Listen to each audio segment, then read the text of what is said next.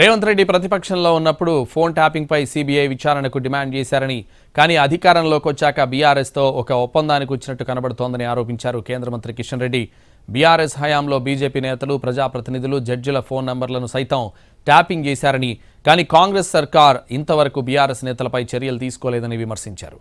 బీజేపీని అడ్డుకునేందుకు ఒక అవగాహనతో పనిచేస్తున్న ఆ రెండు పార్టీల నిజస్వరూపాన్ని బయటపెట్టాలని పార్టీ శ్రేణులకు పిలుపునిచ్చారు కిషన్ రెడ్డి. ట్యాపింగ్ విషయంలో ప్రతిపక్షంలో ఉన్నప్పుడు ఇదే రేవంత్ రెడ్డి గారు సిబిఐ దర్యాప్తు డిమాండ్ చేశారు. భారతీయ జనతా పార్టీ ఆఫీసులో పనిచేసేటువంటి సిబ్బంది యొక్క ఫోన్ కూడా ట్యాప్ చేయడం జరిగింది. ఈరోజు భారతీయ జనతా పార్టీ నాయకుల ఫోన్లు ట్యాప్ చేయడం జరిగింది. భారతీయ జనతా పార్టీ కార్యాలయంలో పనిచేసేటువంటి సోషల్ మీడియా టీవీ యొక్క ఫోన్ నెంబర్స్ కూడా ట్యాప్ చేయడం జరిగింది.